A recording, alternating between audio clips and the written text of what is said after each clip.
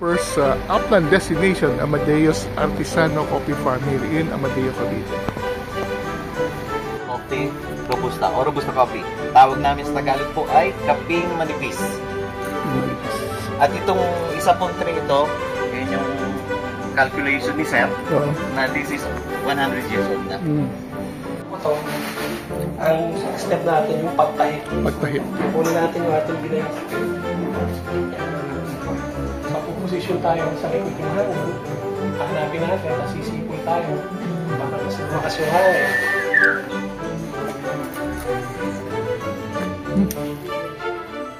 Ito yung Robusta.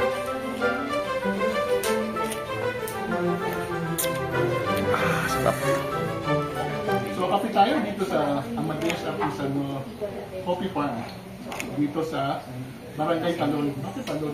May Talon ba dito? May istorya ko yung... Sorry ka. We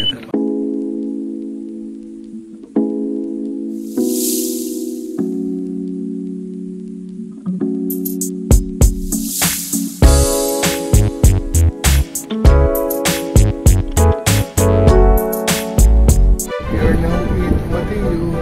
We're going to coffee making. First upland destination, Amadeus Artisano Coffee Farm here in Amadeo, Cavite. Here we are. Kapit tayo dito sa Amadeo.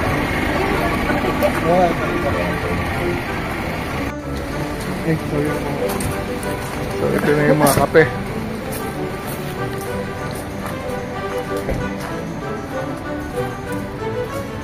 Century old Cavite Robusta. Century old Cavite Robusta.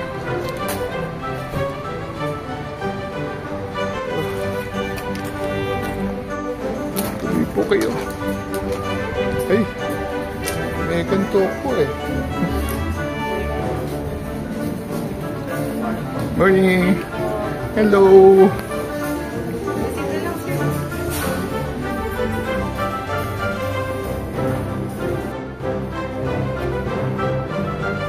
Laman, diba? Center table na kape, oh. Coffee farm.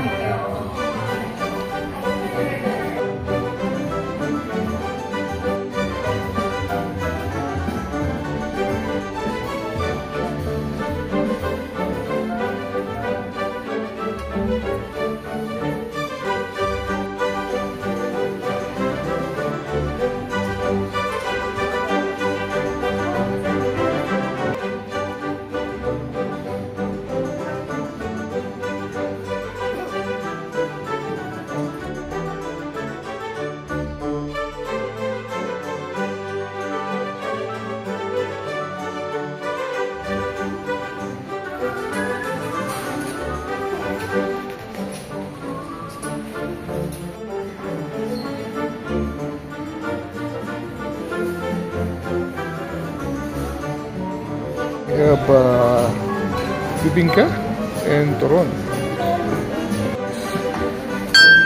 Okay na po. Audible po ba ako? Maririnig niyo po ako? Yan po. Magandang umaga po at maya-maya ay magandang hapon na. Bago po tayo tumuloy sa pag-iikot, ay welcome po muna sa Amadeo Artisano Coffee Farm. At dito po sa Amadeo, sa bayan ng Amadeo, meron po kaming tradisyon. Hinawakan na ni Sir yung bell. Ano po? Meron po kaming tradisyon kung gusto nyo po siyang i-bell for your wishes. First wish po ay good health for yourself. Ang pangalawa po ay blessings para sa family. At ang pangatlo po ay blessings para sa inyong lugar. Anybody po na gustong mag-ring ng bell para sa inyong wishes? Hindi po. Nauna na ako.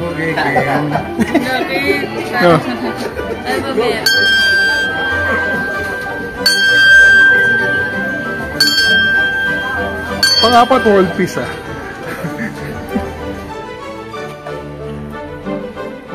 Po sa inyo mahilig uminom ng kape. Ano po? According to the legend po, ang pinaka-paboritong legend is coming from Ethiopian Plateau. ang kape po ay na-discover ng herder ng goat. At ang inaalagaan po niyang kambing ay naligaw medyo sa papunta sa malapit sa bundok. At nagtataka po siya nung gabi ay ang mga kambing ayaw matulog.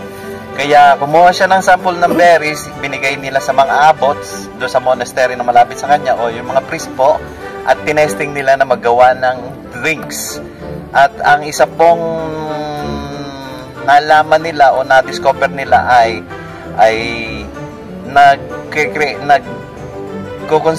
consider siya na stimulant sa pagpipray po ng mga pare ay nagising sila. At doon po from Ethiopia kumalat po yung kape. At balik po tayo sa bayan ng Amadeo. Ang bayan po ng Amadeo ay ang ng topography nyo po niya ay 1,915 above sea level feet, around more or less nasa 600. Kaya po ang Amadeo actually, Tagaytay and Silang ay napaka-ideal na sa coffee farming. Dahil po ang coffee tree ay na-discovered along sa high areas o sa bundok. Kaya po ang coffee tree ay high altitude trees. Kaya po ang Amadeo, since siya ay almost 600 meters above sea level, ay napaka-ideal po na magtanim ng kape. Pakikita ko po sana sa inyo, doon po sa side na yon, meron po kaming 4 varieties of coffee. Ang Amadeo po ay nakakabuhay o pwede kami mag-cultivate ng 4 na varieties. Ang una po yung coffee robusta, pangalawa ay coffee arabica, pangatlo ay coffee excelsa, at ang pang-apat po ay coffee liberica. Ang liberica po ay yun yung kapeng barako na kilala sa kilala natin na nagsimula sa Batangas. Po, matitingin po kayo sa ating paligid. Ang Amadeo Artisan Coffee Farm po ay 2.4 hectares, including establishment. This is 3,000 square meter. 2.1 hectares po ang coffee farm. At sa 2.1 hectares ay 80% po ay coffee robusta. 20% po ay mix ng coffee arabica, excelsa, and liberica. Dahil nung araw po dito sa Amadeo, ang minamarket po talaga namin ay robusta. Ang arabica, excelsa, liberica po ay para personal na gamit lang ng mga lolo't lola nung araw. Kaya hindi po siya binebenta. At sa Amadeo po ay nung araw ay tinagurihan kami at hanggang ngayon ay kilala pa na coffee capital of the Philippines. Dahil po talagang ako mismo na-witness ko na sobrang kapal ng ani ng kape noong araw. Hindi po namin alam kung saan ibibilan. Ang naging challenges po namin, ang kape po kasi, once na siya pinanguhan nyo na o pinitas nyo na, kailangan ibilad kagad kasi napakadali po niyang kapitan ng fungus at saka ng amag. Kaya kailangan mabilad sila kagad. At yun po, ang Amadeo po ay 4,790 ang land area niya. 96% po from between 1970s to 1995 ay coffee farming. So, from 4,790, ang coffee farm po ay 4,500 plus. Yun po ang kapihan ng araw. At kung itatanong nyo po, ngayon po ay sadly to say, less than 300 hectares na lang ang coffee farm. From 4,500 plus. Lakad po tayo. Yung major challenges ng coffee farming. Ang una po yung pollinators o yung tinatawag namin na bubuyo o yung laywan, honeybees, butterfly. Tapos po ay ang coffee farmers o coffee workers. Ang pangatlo po is climate change. Ang una po ang pollinators. Ang kape po, kung makikita nyo, kailangan po siya na properly cross-pollinated. Otherwise, hindi po mabubuo ang beans o yung fruits niya. Kaya po, kailangan ng pollinators namin. At sa isang taon po, ang flowering season po ng coffee, although siya is staggered minsan 3 beses sa taon, meron lang pong room ang pollinators for 4 days para ma-pollinate yung kape. Otherwise, hindi po mabubuo ang bunga niya. Ang pangalawa po ay yung coffee farmers o yung workers. nag-conduct po ang municipality ng Amadeo last 4 or 5 years ago na tawagin lahat ng coffee farmers. And nung nakita po nila, ang pinakabata po last 5 years ago is 56 years old. So around this time, puro halos senior citizen na ang mga nagko-coffee farm. At ang pangatlo po ay yung climate change. Ang climate change po ay dito po na-experience namin na ang kape po kasi after harvest from last week of November to like last week ng January, mag-start na po siyang mag-bloom, bumulaklak, and sometimes 3 stages po ang pagbulaklak niya. At after po noon ay after pollination o cross-pollinated, tumatagal po siya na mag-develop ang berries o yung fruits ng kape ng 8 to 10 months. Kaya po, ang coffee harvest po o ang coffee season ay once a year lamang. Yun po ang isang downside. Kaya alam nyo naman, ang mga generation po ngayon ay sanay sa every 15 and 38 na paycheck. Coffee Robusta o Robusta coffee. Tawag namin sa Tagalog po ay kaping manipis. At itong isa pong tray ito, yun yung calculation ni Sir, na this is 100 years old na. Ang coffee, ang life cycle po ng coffee, pwede nyo po siyang propagate in 2 ways. One is through seeds, at ang pangalawa po ay yung air layering o yung marketing na tinatawag. At sa coffee seeds po, ang coffee, kapag nahinog po siya, yung pong red berries niya, tanggalin nyo lang ito lang, diretso nyo sa lupa, sisibol po siya. Or yung tinatawag na air layer trees, ang challenges lang po doon ay from beans, maghintay po kayo ng 45 years, mag-start siya bumunga. Sa air layer trees naman po, after 2 years, pwede na siya bumunga, mas mabilis. Ang downside po ng air layer trees ay tayo po ay nasa area, ang location natin ay meron po tayong monsoon season every year. In fact, ang ating pong storm ay 14 to 18 sa isang taon. At ang kape po ay napakatigas na puno niya. Hindi po siya basta-basta mababali kahit napakalakas ng hangin. At ang bunga po niya, hindi siya basta-basta natatanggal. Mababali po ang saya niya, pero hindi siya bibitaw kahit malakas ang bagyo. At sa kadahilanan po na marami sa ating bagyo, kung makikita niyo po, regular coffee trees is like this. Straight upright po siya. Magtataka po kayo bakit siya ganito ang itsura. Dahil po sa hangin, natutwist siya, napibend, kaya ganyan po ang nagiging itsura niya. Dahil po sa monsoon season. Dahil po ang isang karakteristik ng kape, ina-absorb po niya ang flavor notes and aroma ng katabi niyang puno. Kaya dito po sa Amadeo, kapag ni-roast niyo po ang beans ng kape, ay more on flavor notes ng jackfruit at saka po papaya. Ang saging, kapag medyo sensitive po yung pangamoy nyo, maamoy siya. Yun po ang flavor notes ng kape dito sa Amadeo. Noong araw na bayan ng Masilaw, dahil po sa dap-dap tree. Meron po ba nakakalam ng kung ano ang dap-dap tree? Sa English po, ang tawag nila ay fire tree. Yan pong punong yan, kapag bumulaklak siya, in a distance, pag tinignan nyo, para siya nag-aapoy dahil sa pula ng bulaklak. At nung araw po, dahil sa lack ng information sa mga lolo't lola noon, ay kasi po may karakter ang mga matatanda nung araw na pag walang pakinabang, pinuputol na lang. Kasi ang dap-dap po ay, although maganda ang bulaklak niya, every morning, kailangan magwalis kayo sa paligid. Kaya minsan tinatanong nila, ano ba naman silbi nito?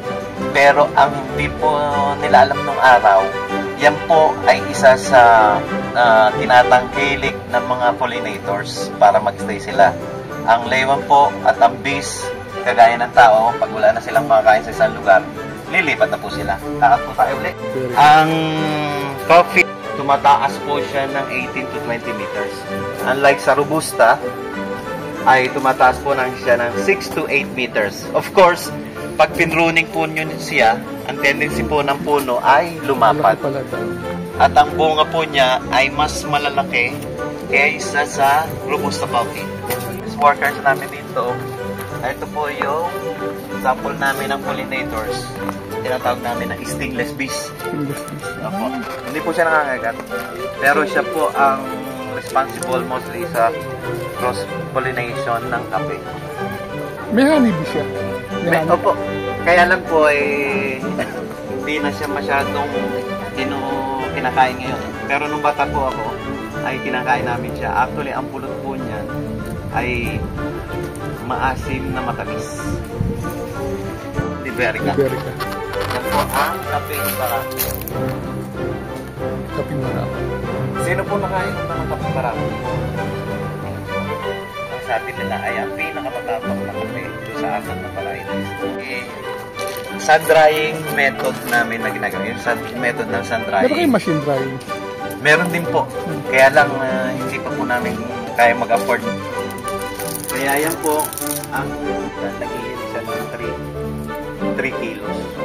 Nung pag nano po siya, pumasok po siya dun sa 7 and 28 years. So, ang naalala ko pag Disyembre na namumula na siya. Pag Christmas. Actually, nag-start po siya, ang stages po niya is mag-yellow, then orange, then red. Ang Excelsa po, coffee Excelsa. Barako. Hindi po, ang tawag namin sa kanya ay kapeng makapal. Kapeng makapal. Ang Liberica po, ang kapeng barako. Then, ang kape po na most dito sa Amadeo ay ang Robusta Coffee, kapeng manifest. At ang this side po ay yung coffee Arabica. Yung tawag namin ay kapeng Tagalog. Kapeng Tagalog po siya dahil di ba po tayo nung araw ang mga matatanda ay mahilig magpansag sa kapag maliit na manok, Tagalog na manok, native na manok. Kapag maliit ang puno, native na kagaya ng santol, maliliit, native po na santol. Dito din po hinalaw yung tawag na kapeng Tagalog kasi maliliit po ang dahon niya, maliliit ang sanga. Pero ay di ma-impart po namin. In-incorporate po namin yon dito sa farm tour. At dito po siya magdi-discuss. Yan po yung tawag namin ay traditional way of making coffee o coffee shop ng lolo't lola. Pagdating po sa Amadeo Artesan Coffee si Mr. James Valdez, kinalulugod po namin ang inyong pagbisita dito sa amin. So sa harapan niyo po ngayon ay ang aming traditional na paggawa ng kape dito sa bayan ng Amadeo. Ginawa po namin itong bahagi ng aming farm tour bilang pagbibigay pugay sa aming mga ninuno at pagpapahalaga sa sinimulan nilang industriya ng kape dito sa bayan ng Amadeo. Dahil may kasabihan nga po tayo na hindi lingon sa pinanggalingan, sa simbahan din ang tulad. Kumatinig kayo malalim. So tayo po ay nasa 2,000 feet above sea level sa baba po ng ilog sa kabilang side. Tagaytay na po yan, kaya nakukuha natin yung breeze o yung lamig na nanggagaling sa hangin ng Taal Lake. Saka dito mataas po yung ating moisture content sa hangin. Kaya tayo ay ideal for coffee farming. So nasa bahagi po tayo ng bahay kung tawagin ay silong. Ito po yung working area ng mga farmer noong araw. Dito rin ginagawa yung kape. Tinatali yung alagang hayop at saka yung mga gamit nila sa pagsasakan at mga inaan. Ngayon po ibabahagi ko sa inyo isang malaking problema ng Pilipino pagdating sa pagtinom ng kape.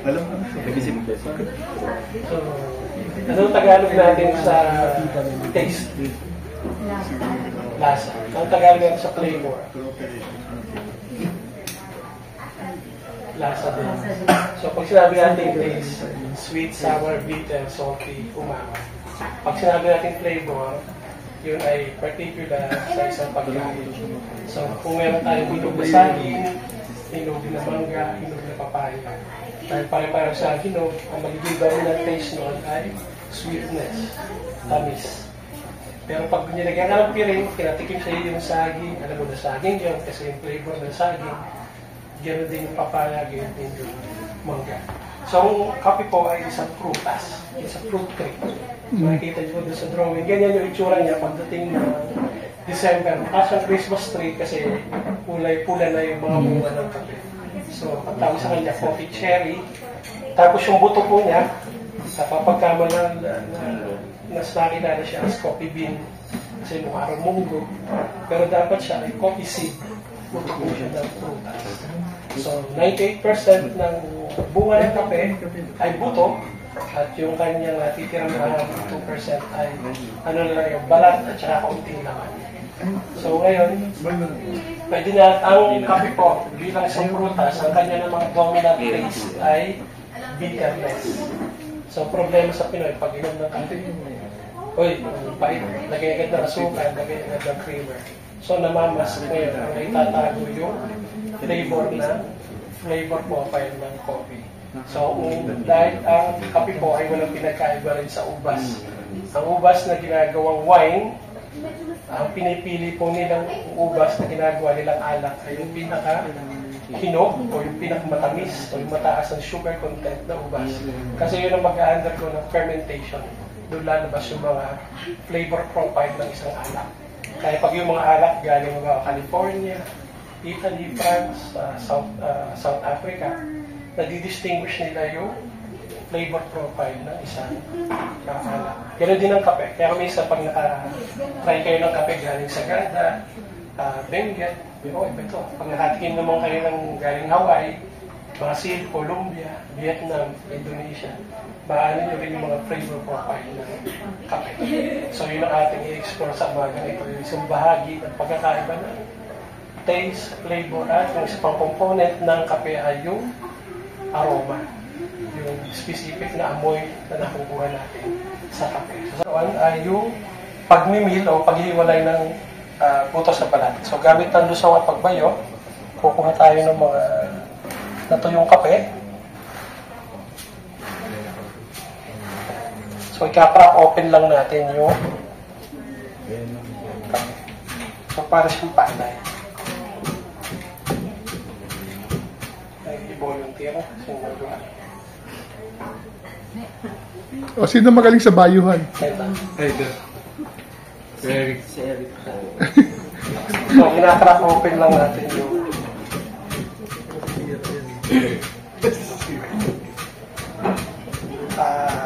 bago to, ang step natin yung pagtahit. Pagtahit. Kukunin natin yung ating binayang kape. So, puposisyon tayo sa likod yung hangin. Hanapin natin, tapos sisipol tayo para mas lumakas yung hangin. Tapos kukolektahin na natin yung mga lambot. Napakaano pa na. Tapos yung mga hindi nag-crack open, mga biyak, babalik lang natin. Tapos habang ginagawa natin to, dito na natin pag-uusapan yung buhay ng may buhay. Hindi masisirain. Ano ba, si Maria, yung taga-kabilang baryo. Si Maria, ang taga-kabilang baryo. Coffee lover na. Alam mo ba yung anak ni Ano? Wala namang lover. About 20 to 40 minutes from light roast medium to dark roast. So, kailangan patuloy lang siya hahaluin. Walang ilalagay na, minsan iba may bato. Nalagay ng bato daw para yung bato maliliit. Mas mabilis na. Sasabi mo, enhanced flavor, iba, sinasamahan pa ng iba mo, star anise. May malimit kung makuha ng tanong dito, bakit daw yung nainom nila kape maasim? So, tandaan natin, yung kape po ay prutas. So, ang isang reason bakit maasim yung nainom yung kape, hinarvest yun ng hilaw. Pinroseso ng hilaw. Kaya hindi na develop yung sugar content ng coffee. Kaya maasim siya. Ang susunod namang pwedeng dahilan kung bakit siya ay maasim dito sa step na to, sa roasting process. Dahil siya ay isang prutas, ang kape, kung hinarvest mo siya ng hinog na hinog o maganda, meron pa rin yung component ng acid. Kaya kung minsan, kahit anong prutas ang matikman nyo, meron siyang tartiness, meron pa rin kayo trace na kaunting acid. So, pag hindi maganda yung pagkaka-roast, sino nagluluto ng adobo? So, pag nagluluto tayo ng adobo, ano yung critical component ng adobo? Hindi yung naglulutong may toyo, ha? Yung suka. Kailangan yung suka ay maluto ng maganda, ma-evaporate. Ganon din yung sa roasting. Pag hindi maganda yung roasting, posibleng luto yung labas, hilaw yung loob. So, hindi naka-release yung additional acid mo.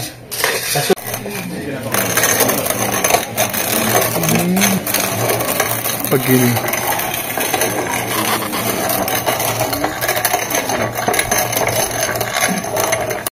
Nagbo-brew. Pagkalaw, brewing. Ay, inuhulog lang siya? Wala? Wala? Ha? So, ihulog lang siya? Ha? Baka masters ka na. Anim na scoop. 2 3 4 5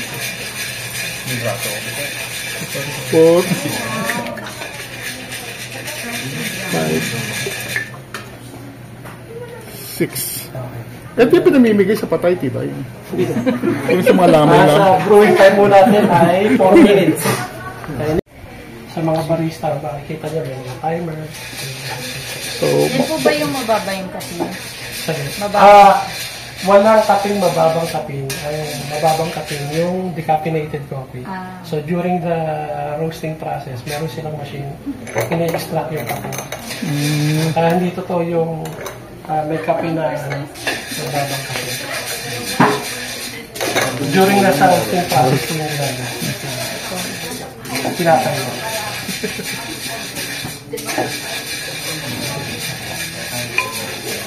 May tanong ko kaya habang mahiwala yung coffee brew sa grounds. Magbuboostan tayo ng room temp na water.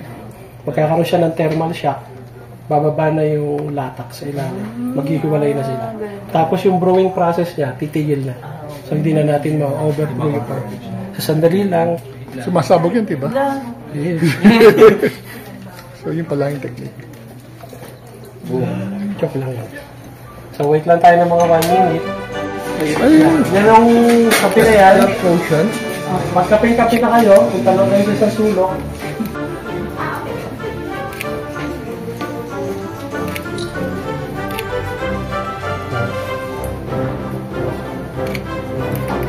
So makakapansin nyo lang yung tumiwalay kayo.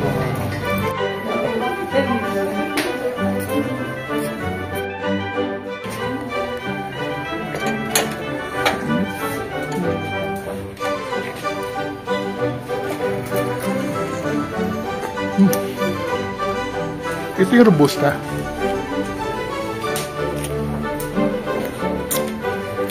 Sarap.